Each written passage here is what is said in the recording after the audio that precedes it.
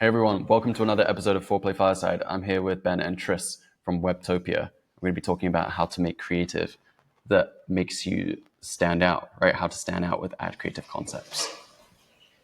Great. Okay. Nice to meet you. How you doing? Do you want to share your screen? Hey guys, lovely to meet you all. Ben is my name, as Jack was saying. We're both from Ireland. We work on Webtopia. Trisham's the CEO and I'm the head of growth here in Webtopia. What we're going to do is we're going to start with a little bit of a slideshow, and there'll probably be some questions throughout. Feel free to write them in the chat, or Jack, if you want to stop us, absolutely do that as well. So let's get cracking.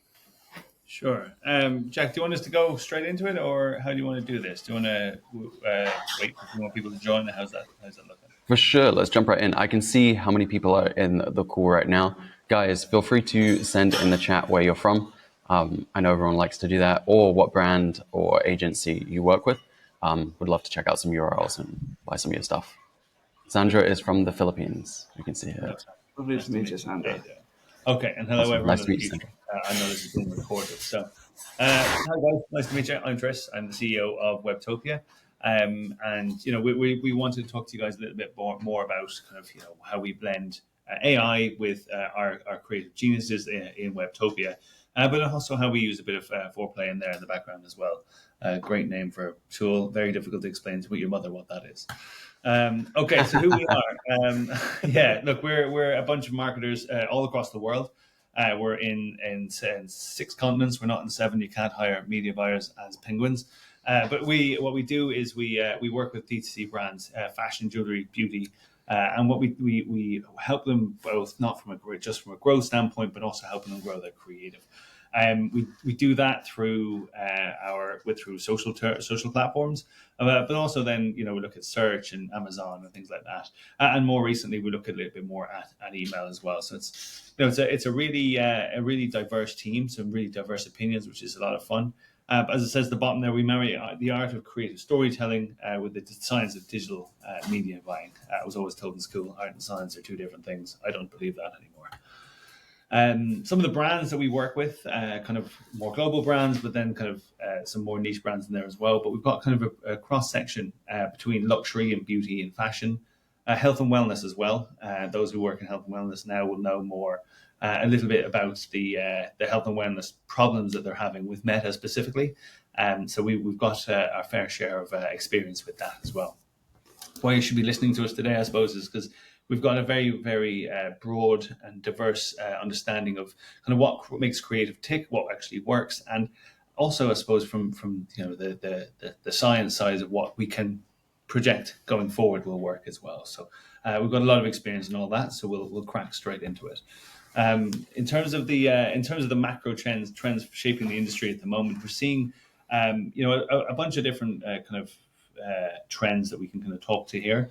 I suppose the first talking there specifically about the AI tools assisting design, not just necessarily when it comes to actually sticking stuff into ChatGPT. I think we've all done it. I think we all made a little Lego character for ourselves and a 2D version of ourselves. But I think in addition to that is also assisting in understanding human behavior, understanding things that perhaps would have taken days and weeks before. It sped things up significantly quickly. Look, the sky is also blue. There's some very obvious trends there. We also see a massive shift towards storytelling. With a lot of the AI junk that's been thrown out there, you've got the Yetis and everyone else that is kind of been thrown out from an AI standpoint. We want to make sure that we're shifting what we're talking about in our ads to more storytelling. And what's fascinating about that is you're still in the feed. You're still between somebody's wedding photos and someone else's holiday photos. So you've got to have that storytelling, and it's really starting to come to the fore now as well. Personalized content creation as well has become massive for us. We've seen a huge shift towards that because obviously when we're telling when we're telling stories, it can't just be generic stories. It has to be very much tailored to the people that are seeing them and actually receiving that information. The right person, the right place, the right time. Years ago, it used to be relevance. It's still that case. You have to be relevant to the person. So to that end, I think it's important that personalized creative really comes and shines through. Authenticity is again just to build on that. I suppose to say is we need to be as authentic as possible. Again, you can be on the beach, but one of my clients said to us the other day, our customers think AI is the devil. It's going to take our jobs. It's going to take everything away. So I think the biggest trend that we're seeing this month and this year even is actually a shift towards authenticity. The Japanese have a term, wabi sabi, which is something similar to what we're trying to achieve with this as well. So we take an approach to this beyond ad creative that is actually quite I would say unique, but it's something we've really worked hard on to kind of differentiate ourselves rather than just do what everyone else is doing, and kind of show that ads aren't just art; they're actually designed to sell things to people and actually build things up. And I suppose what we want to show here is how we can compound learning through purposeful testing. So we'll talk a little bit about that further down, and we want to build clear feedback loops in the creators that we have. And how we do that is we feed that into LLMs. You see here on the right-hand side how we're actually feeding our content into a Google BigQuery or into an area, and actually start to develop content ideas an awful lot faster. As you can see there, it goes through there into Google Notebook, then goes into the LLM, prompt for a customized report, which Ben will talk about shortly, and then we'll bring in the report to show things on a more ongoing basis. We then feed that into the likes of VO3 and Midjourney and things like that to test a bit more quickly, and then obviously we're pushing creative boundaries as well, which is really exciting. This is a messy version of what we're talking about, but we're moving so fast. I mean, if you want to start making it pretty, I think it can get a little bit kind of out of hand. So I guess look, just talking through that. I mean, look, to kind of for you guys to understand. I want to kind of show you some examples of this. This is where we say we don't just use it for AI design. We also use it to assist in strategy. So some of these examples here you can see, and I'll let you kind of decide which ones are AI versus not. And before you say it, the second one for the top right is not me.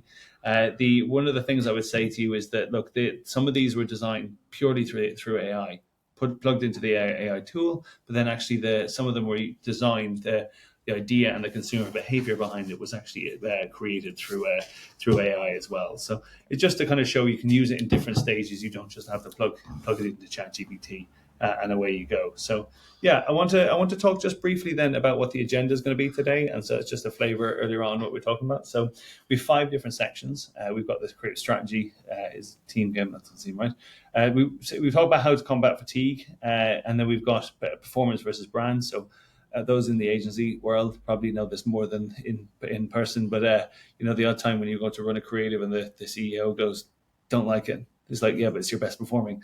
That kind of fight. So we'll talk a little bit to that, and then obviously talk about our creative process, and then creative strategy being a team game. So Ben will talk a bit about the iterations on how it can help you grow. Yes, so we do have a lot to get through here. So just from being Irish, the gift of the gab is, one thing that is part and parcel of our nature. So we'll try and skip through these as fast as possible while still adding as much value as possible as well. So the idea of this slide here basically is urgency is key. Where the world is moving faster and faster every single year. I don't know about you guys, but when I think about it, and I think, January was 7 months ago, I'm like, where has the world gone? And everybody's just moving so much faster. And that's the same with creative. You have to be super fast in terms of your ideas, the ideation process, the strategy process, and getting them out there as much as possible. And that's where we kind of lean into AI to make sure that we're getting as many new ads out there as possible. And we'll go into it in a little minute, but it doesn't always necessarily mean quantity is better than quality. There is a fine line there, but the speed that you can turn them around is massively important. 100%. I couldn't agree more. You guys see that comparison of Will Smith eating spaghetti 6-8 months ago, Will Smith eating spaghetti as AI today. Have you guys seen that? Yeah, it's crazy. I mean, the one a couple months ago made me not worry about kind of my job or the future, and now it's turning very dystopian. It's like, oh damn, I can't actually. I thought it was genuinely him, iterating on that himself, but it was actually real. So it's like, oh great. Right. What's that new one as well from Google? It's not VO3. It's the other one. Do you guys know what I'm talking about? Is it Opal? Might be, where they're in real time walking through a street and there's like reflections on this car. It looks incredible. Oh yeah. Again, it's just because we don't know about it doesn't mean it's not a thing. It's happened so frequently. I mean, even like, moving forward into, won't go into it now, but I mean, even the Google glasses, looking at those kind of ideas, like how you're going to have a camera on your face, just showing you that stuff is going to be insane. But yeah, look, let's chunk on. I mean, look, they're talking about these are some of the designs that we have there. We'll share this with you after. I think someone was asking already to share this with them after, so we'll go through that. Sorry, I'll skip on past that one. Yeah. So one of the things that I mentioned in the opening was just this pure glut and pure, I suppose, volume of creative. It doesn't always mean that volume is equal to value. So one of the things we're saying here, when we're saying, so some clients have come to us and said, we can get 100 creatives for 50 quid. And I'm like, yeah, great. Like that, what's the point? Like, yes, you're going to test it though, but you're going to burn a load of cash as well. Some people are looking at the likes of Temu and stuff like that and seeing like 22,000 ads live. It's like, okay, yeah, but there's more to it than just actually creating a bunch of ads. So one of the things we talk about in Webtopia is we talk about testing with intent. So we want to focus on specific hypotheses that we want to try and bring out. So when we talk about hypotheses, it's like, okay, this person is going to buy because of that. This person has this sort of feeling, or they're going to miss out on that. So there's certain things that we want to test with, and not just kind of test for the sake of testing. We're not going to just change the button from red to blue. I mean, that's good for CRO ads. That's not going to change. That's not going to move the needle. It's something we don't want to do. So, in terms of that, we want to obviously bring out better learnings. Better learnings obviously then feed, the platform aligned kind of numbers as well. So as we want to make sure that we're measuring in the right direction. And then we're going to create efficiencies from that as well. So if we have top performers, understand what works best. And by doing that, because we've tested with a hypothesis, we're actually creating iterations based on that hypothesis. This in turn then reduces waste, creates a sustainable workflow, and then builds brand consistency, which we all love. When it comes to iterations. So the thing I'm trying to say is this has to follow a path. It can't just be a simple, mash a load of creatives out and hope for the best. So that's one thing I wanted to say there. I think you're talking next, yeah. Sweet. So just to touch on, the amount and how it works on the creative side. Some of the brands that we talk to, they go in there and they put 100 new ads in there, and there's not necessarily a rhyme or rhythm towards it. And this slide is very much touching on like everything you do should be leading to the next step. You should be taking little nuggets of information, metrics, whatever it is, insights from the creative that you're pushing out in order to make it better. So you're step by step getting better and better. There's no such thing as perfect, but you should be always moving towards the end goal with all the insights you're getting from the money that you're spending on the ads that you're pushing out there. So it's important to compound those insights that you are having.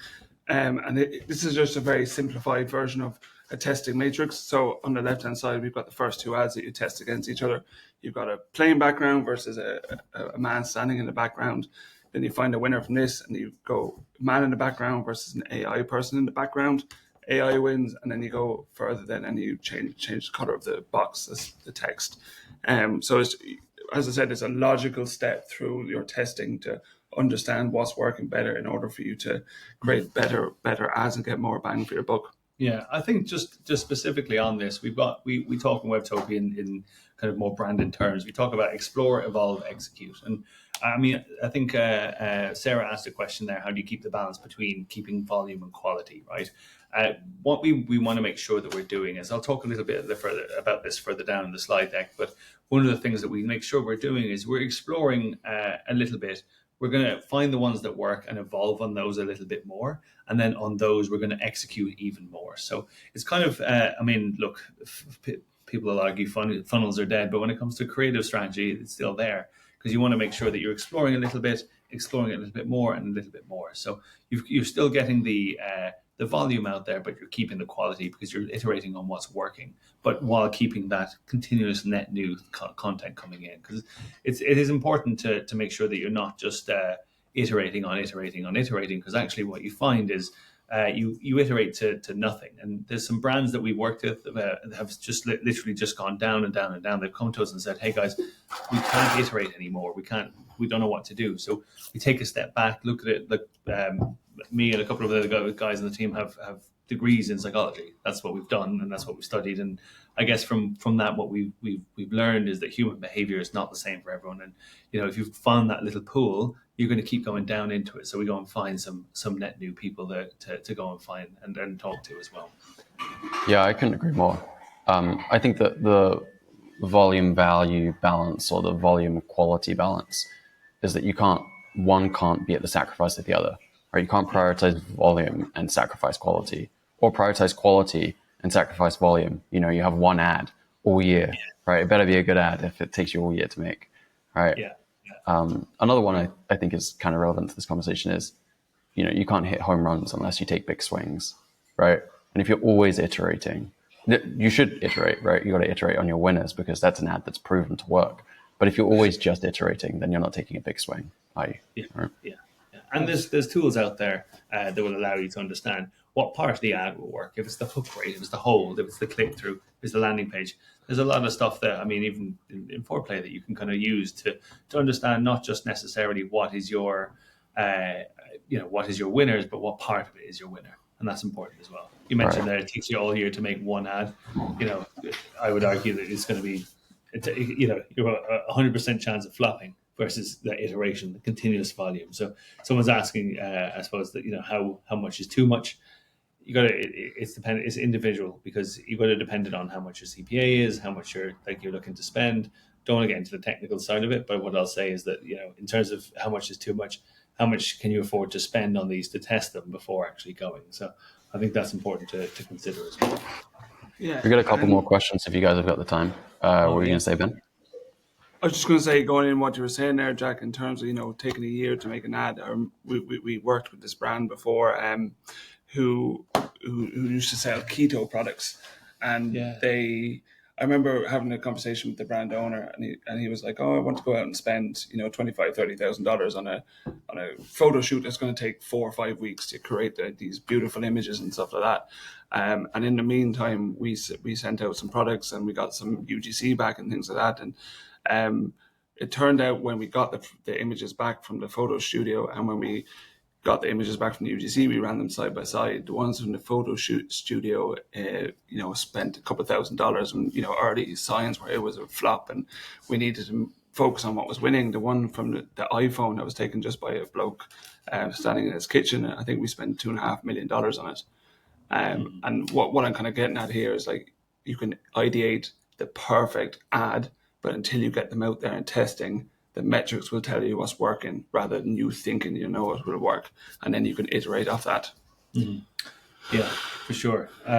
So just looking here, some of the questions here, I'll just go off a little bit because there's a few. So, yes, the replay. How can you use AI to be authentic faster? Does being authentic? Jack, are you putting them up on the screen here? Oh, yeah. Does being authentic have to be slow? No, it doesn't. It's a very good question. How do you be authentic faster? It's almost an oxymoron. It's like hurry up and be creative. One of the things I suppose from our side, we want to kind of say is look, the ideation of being authentic can be quicker. You can speed that up quite fast, quite a lot.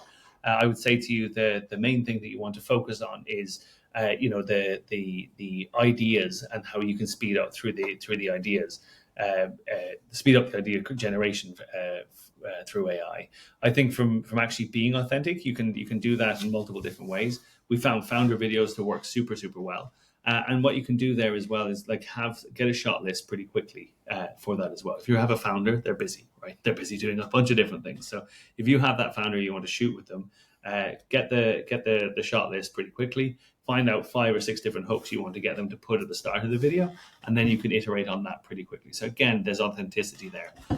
We use someone like 11 Labs that for the AI, it can actually model out voice if you have that running over some B-roll as well. So there is some authenticity there as well. It's kind of a little bit faker. It's kind of pushing the needle a bit away from 100%, but I definitely think that that's something that you can definitely iterate on from not just being authentic and us just talking to you. You can iterate on that as well. Just in terms of the how do you iterate on a top performing video ad without killing what's working? Great question. Again, this is very simple. Very simple. Kind of actually what's on screen here as well. If it's a top performing video, I mean these ones here are static images, but the same process applies, right? Find the top performing video. Have a look at some. TikTok has a really good tool that allows you to see where people are dropping off, how much people when people are clicking. One of the things you should be looking at there is understanding, okay, what's the hook rate versus the on the different videos. Take that same video and start it with a multitude of different hooks. Then what you can do, that's where we're talking about in terms of evolve. And then in terms of execute, maybe we want to try and change maybe the call to action at the very end, or even throughout. So you're actually starting to test various different parts of it, and try and figure out what part of the ad is actually working, rather than just making an ad and then kind of sending it out and seeing how it goes. This goes back to the purposeful testing that we talked about in a couple of slides ago. Cool. Let's power on, because we've got a bunch of other things that we want to talk about, and then we can come back and answer some more questions for sure. Okay, sweet. So how to recognize creative fatigue. There's clear steps when looking at your ad account or looking at the creative that you're pushing out, to understand what to be looking at when you're looking for creative fatigue. Now, I will caveat this with, like, you don't put an ad into an account, spend a couple of dollars on it, or a couple of pounds, whatever it is, and then a week later is fatigued. Like, it's not quite that fast moving, but well, obviously that'll depend how much money you're pushing behind it. If you're pushing millions and millions of dollars, then maybe. But for a lot of the brands, maybe a week is definitely too short. So looking at things like rising CPCs and CPMs, they're a clear signal that it's starting to lose effectiveness. So the platform is looking at it and going, okay, right, people aren't engaging with this anymore. They're not coming to the site. They're not buying, those sort of things. So we're going to charge more to give it to serve this ad to people. So this is a clear sign that either your audience is fatiguing or your creative is fatiguing. And if you look at your audience size and it's 30, 40, 50 million, the chances that the audience is fatiguing is very little. So it's probably the creative side of things. So then you look at you measure the focus on the click-through rate as well. So you're looking at CPC to gauge if you're hitting the right audience with the right messages. So are people, is it being delivered to people for a good price, but are they clicking on it? And then you can kind of follow that path through the consumer journey to ensure, like, are people just clicking on it because it's a good ad, or is it actually the right people to come and buy the product from you? How do we codify the logic? So what we've done here in Webtopia is we've taken, a lot of the slides that we've just talked about, and we kind of put a logic behind it so that we can implement it into AI, into a tool that we're building at the moment. So now I'll say that this covers a lot of things, but it's not bulletproof. So high CPM, for example, high CPM, high CPC, low CTR, and no CVR. Your next steps there is to refresh your creative, look at hooks and visuals, test new angles, and tighten your targets. There's a couple of pages of this. You can see here on the second page as well. I'm not going to read through every single one of them, but basically what it's showing you here is when you're looking at your ad and you're saying, okay, right, the CPM is low, the CVR is low, everything is low on it. What do I need to do here? And it allows you to pick out at what stage you need to change something, whether it's a new iteration, whether it's a new audience, what is it? And then we've taken that and put it into a tool where we're optimizing a lot of feedback coming back our way for it. Yeah. So one of the things in terms of, good question, Daniel, I suppose, why is it so important to codify our logic? So we use a WIN methodology or MAA. They're just acronyms for more or less the same thing. So we talk about three things when we're reporting and doing things like that. It's metric, analysis, and action. And so from that, we initially start with the metric, as Ben's talking about here. What are the warning signs? So what's the metrics that are actually happening? The analysis then we've actually taken to AI to be able to do the analysis for us. And that's really important that we analyze it in a correct way. There's hallucinations for sure, but we've definitely found a way of ironing those out. But this tool allows us to codify it to make sure that we can actually do this at scale and do this kind of on an ongoing basis. And so it's not kind of once a week it can get pulled out. This is it can be run live. So we'll share this with you guys after, but this is kind of how you're doing it, depending if you're optimizing and scaling, or if you're have low CVR, for example. And this is just some of the examples of the actions that you're going to be taking. So that's really important there. So one of the actions that we can take is obviously, we talked there a lot about iterations, but how do we approach net new is a massive part to it, because, as I said to you earlier on, if you're focusing just on iterations, you're going to iterate to the bottom. Where does that go? It's important to focus on net new. So we talked there about, our flexible creative system that we've got there. A very good question from someone there. They said, have you tried full AI video? This is an example of net new. Yes, they are performing. It's not possible on some of our brands anyway to make just straight up, here's your brand in a video. It takes a little bit of editing, bringing the brand in and things like that after, but they have performed quite well. Part of the process that we're trying to implement at the moment is that cyclical process I talked about earlier on, where it's like you go from input into creative, into strategy, all the way around, and trying to automate that a little bit. It's still going to be human guided as opposed to be human exclusive. You're not going to get rid of us just that easily. What I will say on that though quickly is, when we're testing them normally in our bottom of funnel, middle of funnel stages, just so that when people are seeing them, it's not their first time seeing them, especially because it's such a new idea, newish idea, these AI videos. We want to get as much honest feedback. We don't want someone to be introduced to the brand through an AI video. We want people that have bought from us or have engaged with us or whatever it is to see it first. That way that we know that's not their first experience, so it's not damaging any reputation coming down the line from a new customer. So we let them kind of build up the social proof on it, show us, what's working, what's not necessarily going to them being like, is this good, is this bad, but like looking at the metrics attached to those videos to see, are they actually working or not? Are people, watching 75% of it, or are they clicking through, or, whatever it is, using that then to feedback. And then once we got it to a good place, then we're happy enough to push it to our cold audiences then. Mm-hmm, mm-hmm. Absolutely, yeah. So as I mentioned here, I guess the looking at this as a different tool. I suppose the saying that sticks out to me is to a man with a hammer, every problem's a nail. So we're trying to equip ourselves with better tools here. So we've got the iterations, we've got net new ads that we're creating based on the concepts as well. But we've also got content generators, UGC content as well that we're trying to do there. And we've got AI assisted builds. So there's multiple ways of approaching the same problem that we're trying to find net new content in there as well. So what what does a full reset look like? We approach the strategic problem and understand it from from whatever product you might be selling. If it's a Stanley mug, if it's a mouse, it's what are we actually trying to sell? What is the person trying to buy? And it's not from a Jordan Belfort sell me this pen style. It's more so a approach of like, what's the issue that this person is facing that this problem solves? Because we grew up from a brand, like when we worked with brands to start with, we worked with mission-driven brands. And it's very much focused on actually people who are solving a problem rather than just, commercialism to death. So we focus on the strategic problem, and then we use AI to help us with our human insight. But we also implement that with kind of some learnings that we get from the brand as well, be it their brand book or be it from their post-purchase surveys or anything else that we can actually implement in there and get some human insight in from that, and as they line that up with the brand proposition. And then what we do is we build for speed and scale. So this is something that we've seen a lot of, I guess, in the last few months. And this is what I was mentioning before. Someone had a question up there, and we referred to it, and is we have the insight. We start with the insight of why people buy, and then what.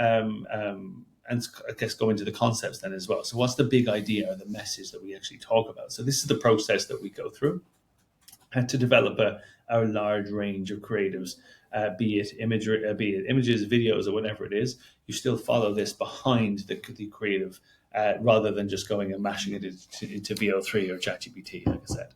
And then, so, we've got the execution. So how are we saying? I suppose we want to make sure we're adapting the format to the different platforms. So it's not just, one version here for TikTok versus another version for YouTube, or another one for TV.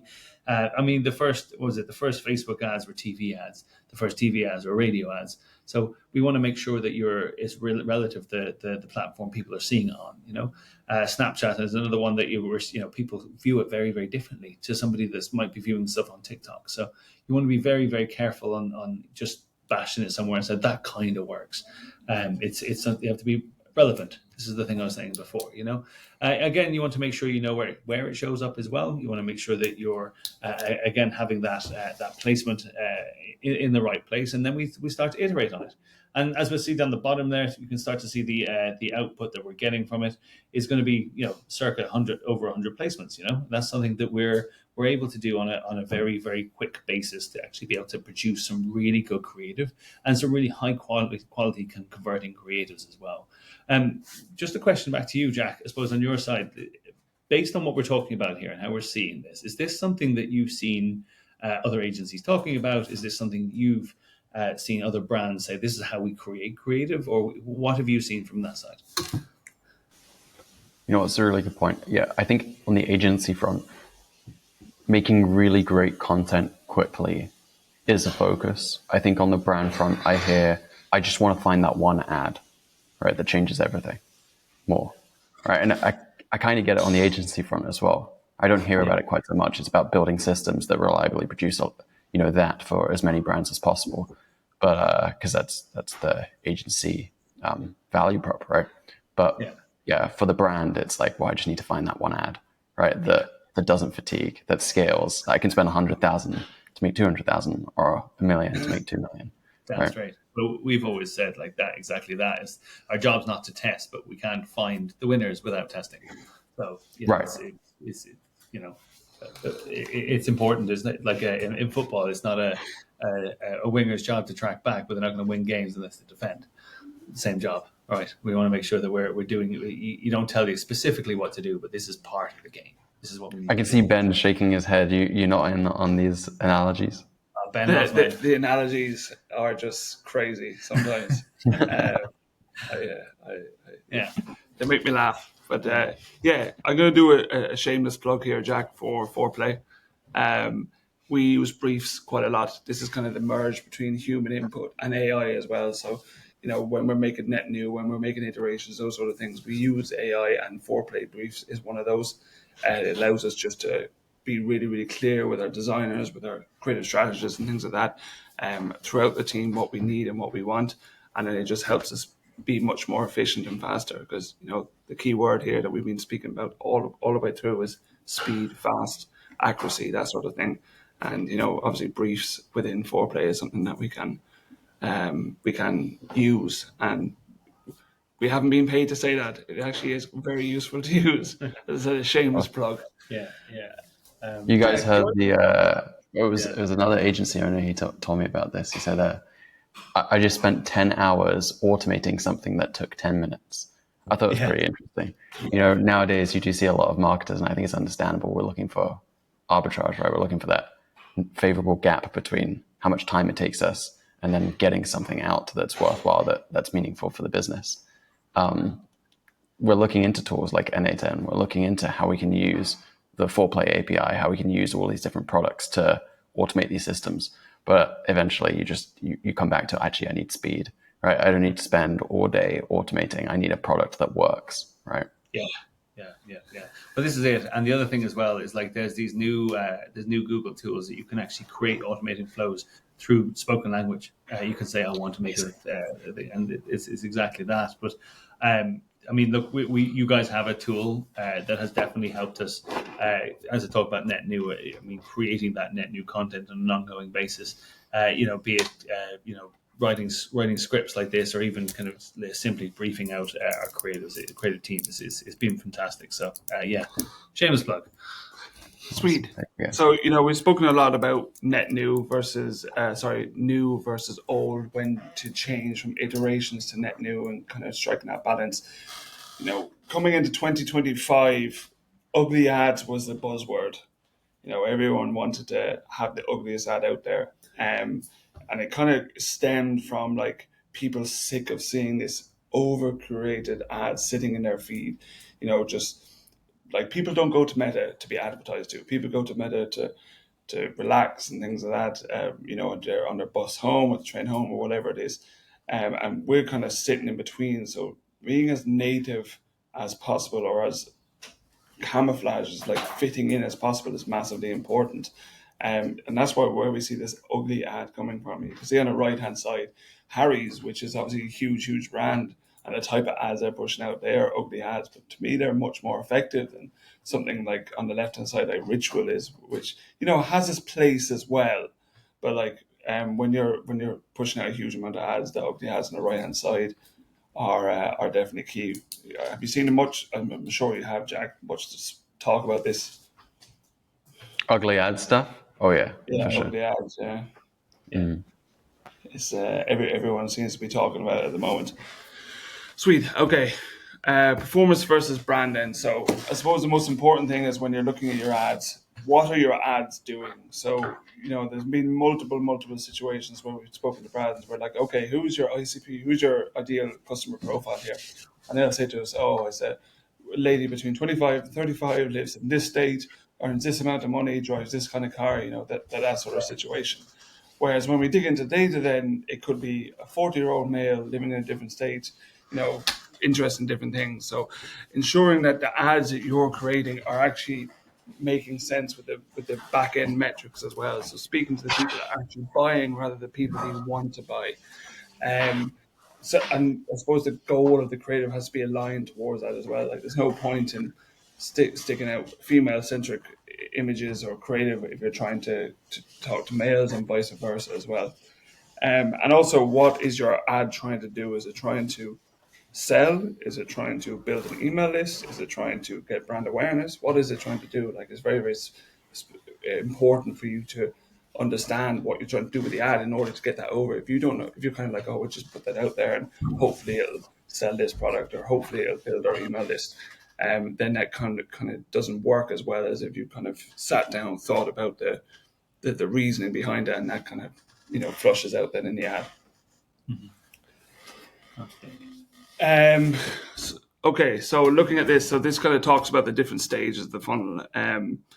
I presume a lot of people on this phone call, know the different stages of the funnel. So I'm not going to sit here and preach top of funnel, middle of funnel, bottom of funnel. But what I will say is, only in the last week we've had a conversation with two different clients of ours. One client is like, I don't care what you do with the creative. This is the type that I want you to create. Don't go outside it.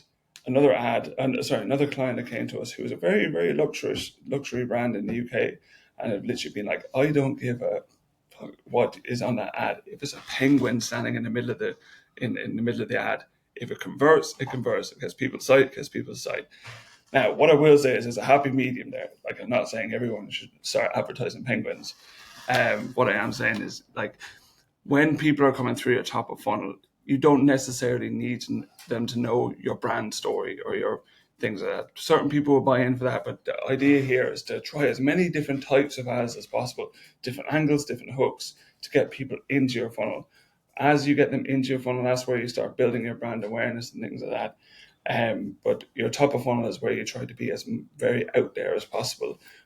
I saw an ad the other day, and the first 2 seconds was this ambulance screeching across my screen, and it was nothing to do with ambulances, but it was like trying to stop me in my place when I was scrolling. So it is important to understand what types of creative sit in different parts of the funnel as well. So lastly, then we talk a little bit about the research, the creative process that we have here in Webtopia. But something that you guys can go and just take away and actually start implementing yourself is very useful. So we talk about the research phase to begin with, but we use a couple of different acronyms in this, right? So CMs are our campaign managers and former project managers of a creative request, and obviously determine the capacity that's needed. So basically make sure that they understand what they actually is needed on an ongoing basis. And then we prepare the assets and we gather that together in Foreplay and in Google Drive. It's really important to make sure that we've got the assets, that we're clear on what's actually needed. We then obviously gather client information and make sure that we get the information of what's going to be working, and we then do some performance analysis of obviously what's in the platform in Meta, but also then what the competitors are doing as well. And then the creative strategist does some research on the competitors. They look at the trends, the industry, all that kind of thing. And that's really where Foreplay has come in to help. And I'm not paid to say that. I'm just saying that's something we use. And so that's I want to kind of explain that to you as well. You can see here, we can see some of the creative analysis that we're doing using the spike files, etc. there.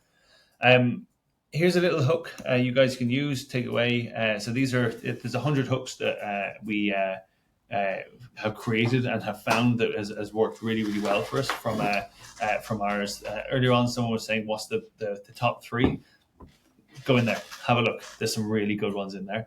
And there's ones that we use on an ongoing basis that have been fantastic for us. And Ben mentioned the ambulance screaming across the screen. There's multiples. There's somebody walking down the road straight in face at you. Somebody jumping in, somebody jumping off a chair. There's various different things like that. So there's a bunch of different hooks that can be relevant to your brand, as well as just hooks that are trying to catch people's attention in there as well. We've also got then some creative ad ideations as well. So we've got our high performing creative ad inspiration. So this is again gathered in collaboration with Foreplay, and kind of making sure that you guys understand in terms of the creatives that we're doing. We've got a creative process here that you guys can also follow. So our stage 4 is obviously our production. So we have the creative brief is approved and all assets are verified. And then we hand over the creative brief to the designer using our brief tool in Foreplay, and then we obviously get the guys work through all the different design parts, and then we obviously make sure we QA that as well. And as we can see there, we've got the iterations. I don't know many of you are football fans, but this is the iterations of Pirlo, which is I think should be hung in the Louvre. But we can see there the kind of the job of the creative strategist, etc., on the back end as well. Great. In terms of the creative strategy is a team, I suppose you want to talk a bit about that? Yeah, but I'm just going to pause for a moment because I feel like neither of us have taken a breath yet, Jack. Do you have any questions or anything that you want to go through, Jack? We've got a couple. Let's go with Daniel. Why is it so important to codify the analysis process approach? Oh, yeah. I suppose that's we're answering that kind of on the slide as well. Massively important. We have our process where it's all in our heads, right? In terms of the process that we're going through when it comes to the metric analysis and action, as I mentioned. So this is what happened. This is why it happened. And this is so what. If you want to start involving AI, if you want to start involving other people in your thought process, and to kind of actually ideate on some of these things as well, it's important to make sure you're codifying so that people can follow the same process while also using their creative inspiration as well. So, if you're going to bring in ChatGPT and you want to start using that or any other AI tool, you want to make sure that it's codified and that it can understand what you're trying to say without you having to prompt it every single time. To your point earlier on, Jack, you could spend 10 hours trying to automate something that took you 10 minutes. So it's really important to codify and make it a lot simpler. Yeah, I really like this one from Sophie as well. What tools do you use to understand which component, which part of the ad is driving the performance, is moving the needle? Sure. It's a very good question. I'll take it initially, but if you want to build on it as well, I think if you're using obviously use in-platform tools, you've got hook rate and hold rate. That's massively important. But then you can, like I said, you can use something like TikTok that can actually start to see where people are falling off on the view rates as well. You can use obviously Meta's that tells you what percentage people are watching too as well. But then there's anything from other creative platforms that you can go in and it'll show you where people are clicking. But I think just generally within the platforms themselves has been very, very, very beneficial. But also then it's kind of being a bit clever with when you're using your naming conventions as well. So this is hook, not just hook one. It's like, what's the hook? Why is the hook? Right. You can actually bring that information. Again, it's about, this is the codifying. Make sure that you can bring that into an AI tool that can understand what the hook is, as opposed to it spitting back to you, hook 1. What does that mean? Or hook 2, 1. It's like, right. Okay, well, Actually, it's more so the ambulance hook. I keep going back to what he's saying, but it could be like the hook where it's problem benefit or problem solution is the hook. So you want to make sure that you're codifying it in the right direction as well. I really like that attention paid to the funnel, right? That rate of valuable interactions with the ad. You have to hook them in order for them to do anything else afterwards. And let's say you're hooking them, they're watching, but then they don't click, right? Well, you know what the problem is. You have to make the ad better at driving the click. So whether that's the CTA at the end, whether that's CTAs throughout the video, right? Maybe people just aren't clear what you're trying to do with the ad. Maybe it's just too far removed of what you're trying to do. But Right. we also going to use Foreplay in collaboration with Motion as well. So Foreplay is very much the start of the ad process, briefing, swipe files, spider, that sort of things to understand what competitors are doing, looking at other ads across the internet. And then what we do, then we use Motion and to collate all the data once we are testing it. So yeah, that's what we do there. Nice. Sweet. I'm just mindful of time, so I'm trying to think. I think we only have 2 or 3 other slides left. So we'll go through those and then we'll go through the questions at the end. If that's cool with you, Jack. Yeah, for sure. Sweet. Sorry.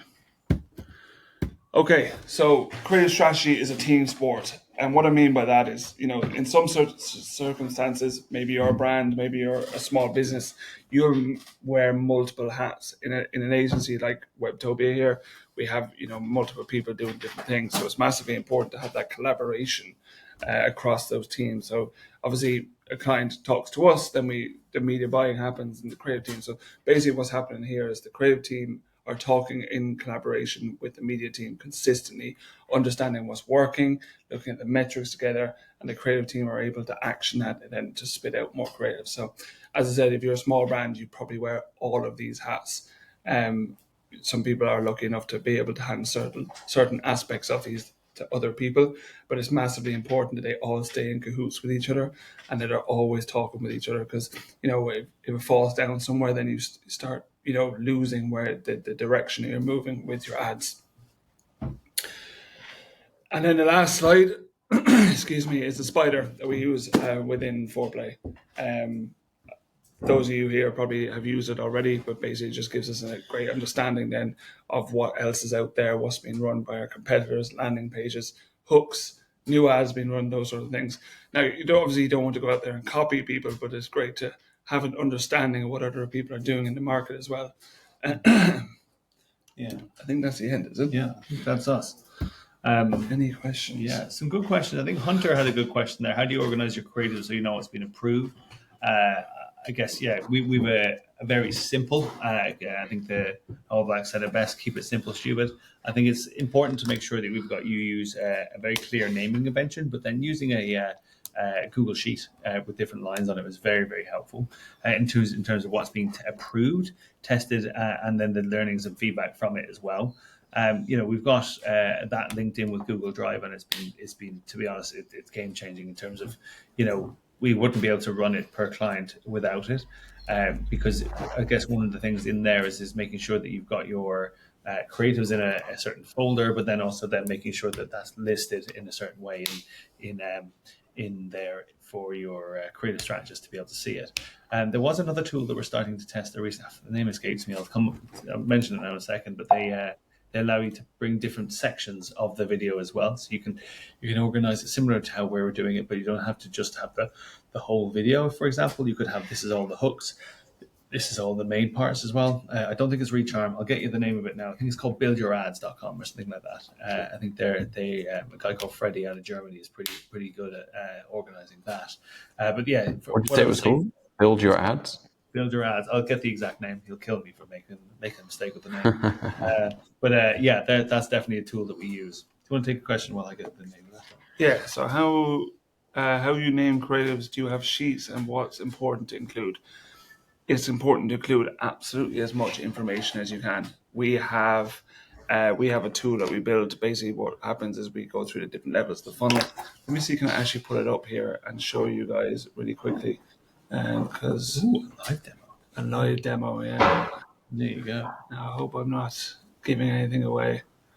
But basically what it allows us to do is it allows us to make sure that every single ad is named in the same ways, that when we're going and looking at ads, it can ensure that we're not missing any. So there's different angles and different hooks.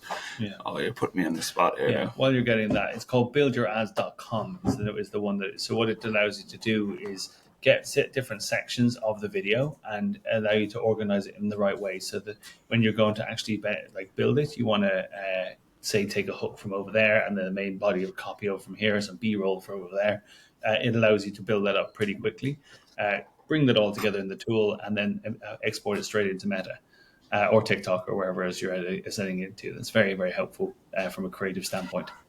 He's been launching over the last few months, and it's been pretty game changing for us. So yeah, pardon me for forgetting the name. I thought that was it. I just want to make sure. Nice. Okay, cool. What other questions do you have? All right, Let's see here. I'm going to start Guys, sharing. you have That's okay. So 3 to 5. Of course. tool. Just the naming convention tool. So, Talal has asked, have you tried full AI videos and how are they performing? Yes, this is what we were mentioning earlier on. Yeah, we have tried it, and they are working for sure. The full AI is a bit of a misnomer in that you can't just go straight up and be like, hey, yeah, it's full AI, straight out of VO3 or whatever, and straight into the platform. You got to do a bit of editing. So we had a brand there recently called Zest, and one of their actually, to be honest, when you look at their product, the logo is actually not as clear as possible. So we're producing all this content, which is really good, but they were getting the logo completely wrong. So the person might be turning the product up in front of them, but the logo was kind of weird in the corner. So we had to do a bit of post on that, but generally it was pretty good, for sure. I found it. What did you find? The naming convention tool. Oh, nice. Let me just share this really quickly. Okay. We'll share this with everyone after, so you can actually be able to just take this. So the idea here is you've got different campaigns, ad set, and ad names. So when you're putting them in here, obviously the date goes in here. Different levels of the funnel goes into it. Where it's being placed is a TikTok shops, website and shop, website. The different strategy angles here, you've got multiple here.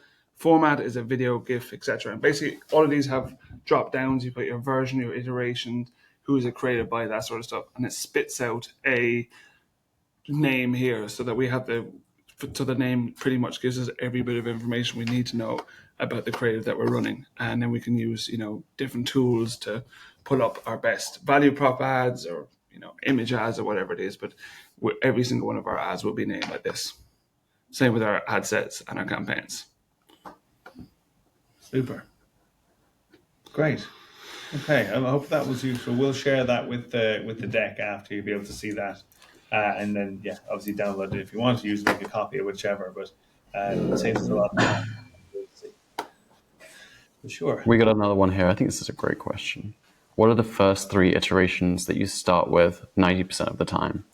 I'm not sure if that's actually something that comes to mind. I think they put it up there straight away. They put that up when we were talking earlier on, but they actually then got a full 100 of them later on. So I'm really happy that we were able to share that with them. But I think, yeah. Do you have any? Well, it's going to always depend on the type of niche you're in. Like if you're in a health and beauty or health and wellness, or if you're in active wear and things like that, there's different.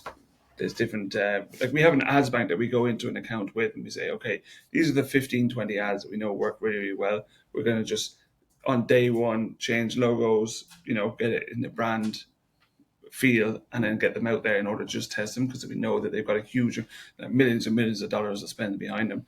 And then from that, then we start making iterations or net new concepts and things like that. So it's not as easy just saying what's the 3 that I just go in with to every account. It does depend on different accounts. Mm-hmm. That sounds like a very political answer, but it's not. That's a good answer. It's the truth, right? I've got a question for you guys. As an agency, do you have any systems for sort of like a central intelligence, right? You have lots of accounts, you have lots of strategists, you have lots of people who are learning different things about the brands that they're working with and how to drive the best results. Do you have anywhere that you're collecting all of this together so it can be used across niches, across different brands that are in the same niche maybe? Yeah. Yeah, for sure. That was that project that we talked about earlier on, where we're bringing the information into into our own data warehouse and applying a ChatGPT, Google LM, all these kind of over the top of it. Some of the parts I didn't share in there, but yeah, we have a place that we're synchronizing and bringing it out. That then feeds out media buying information, creative strategy, and actually just general brand strategy as well. So it brings in Shopify data as well on top of it. There's multiple other LLMs that you can use. Shopify obviously have their own integration now. You've got the, obviously Claude, ChatGPT, Gemini, all these kind of the whole LLM structure. But I think they can be very generic. What we do is we train individual GPTs on our onboarding forms as well. So when we do that, we train the GPT and then show them, allow our media buyers to understand more about the brand rather than just the generic information it has online. Is from that feedback that's happening on a weekly basis to the brand of what's working and what's not. So we are is the answer. Work in progress. Yeah, for sure. We call it Project Oasis is what we're calling it. Just so happens Oasis are tour in the UK and Ireland at the moment. It's nothing to do with Nolan Liam Gallagher. Yeah, we're nothing like that, I promise. We go on here from Hunter. What does your creative team consist of in terms of the different roles? So we recently restructured our creative team. It was actually quite interesting. We had a traditional style creative team where we had somebody at the top and they're kind of feeding the creative strategists, then designers. So what we've done is we've restructured it now, and we're going to have individual creative strategists per pod. So we structured our company in a pod-like format. So we've got multiple different I suppose, how do I put this, like mini agencies within an agency. And then what we do is we have a creative strategist to work with a group of clients. We call them partners, but that's a story for another day. The creative strategist then will have at their disposal UGC designers or video editors to be able to go and create the content, and they will actually act as project managers as well as creative strategists to be able to bring that stuff together. So then they work with multiple different brands to get that understanding across the brands, but also then have that multiple feedback into what they're actually performing, what they can use to perform. So they're almost like an artist with multiple tools, and so that's the focus there. They then link in with the campaign manager and the lead strategist to be able to understand what's working for the brand, but also then you can talk in a creative sense of how they can actually implement that from a creative standpoint. So it's very much focused on the creative strategist now, rather than it was kind of a top-down approach, and it was getting quite bottlenecked. So the traditional model, I wouldn't say it's dead, but it wasn't working for us. So it's probably on life support.